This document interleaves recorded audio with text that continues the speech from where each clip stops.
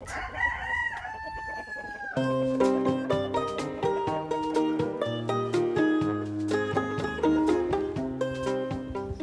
l'apoulement, en fait, moi j'ai découvert à travers les travaux que je fais à l'Arche de la Nature, donc une autre ferme pédagogique et conservatoire qui est au Mans, où j'ai commencé à travailler en 2000. Il y avait un poulailler à vocation donc conservatoire rase ancienne qui était vide, c'était tout nouveau, et j'ai pris la responsabilité de m'en occuper.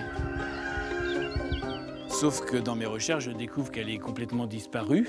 Donc là, ça rend les choses un peu plus difficiles tout de suite. Et c'est là où je me suis rendu compte qu'elle avait une histoire hors du commun, une histoire qui dépassait tout ce qu'on pouvait imaginer d'une simple poule, j'allais dire, puisqu'on va la retrouver à la fois dans des traités de gastronomie française, mais aussi dans la littérature. Et quand on voit que dans la fable du faucon et du chapon, il s'agit du chapon du Mans, dans une fable de La Fontaine, quand on voit dans les plaideurs de Racine, quand on voit que sur des menus anciens, elle est dégustée dans des grands événements comme l'inauguration de la Tour Eiffel, l'Orient Express, le paquebot France, on se dit là, il y a quelque chose quand même qui nous a échappé. On a un modèle en fait qui décrit la crête frisée, les oreillons blancs, le plumage noir à reflets verts, enfin tout ce qui correspond vraiment à la race. Donc à partir de là, on sait qu'on doit aller trouver un animal qui doit être comme celui-ci.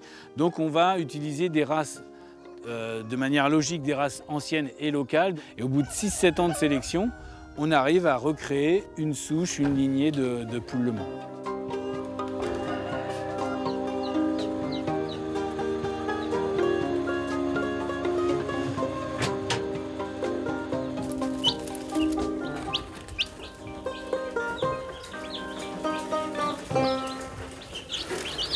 Et voilà.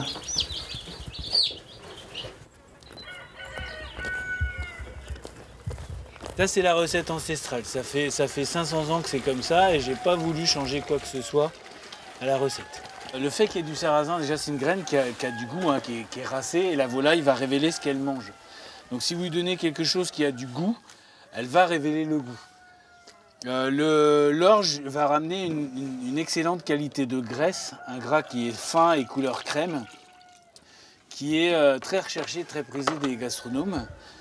Et le lait cru, avec la matière grasse qu'il y a dedans, puisqu'il est entier pour le coup, va amener l'appétence, comme le sarrasin d'ailleurs amène beaucoup d'appétence, et va ramener aussi la finesse de la chair.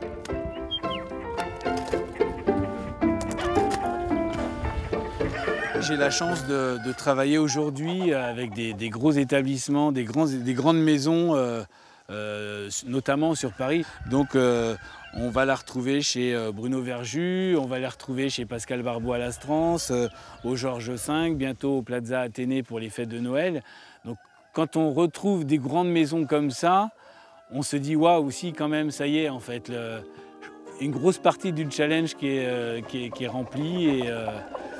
Et je ne vous cache pas qu'il y a une certaine fierté sur cette réussite, quoi.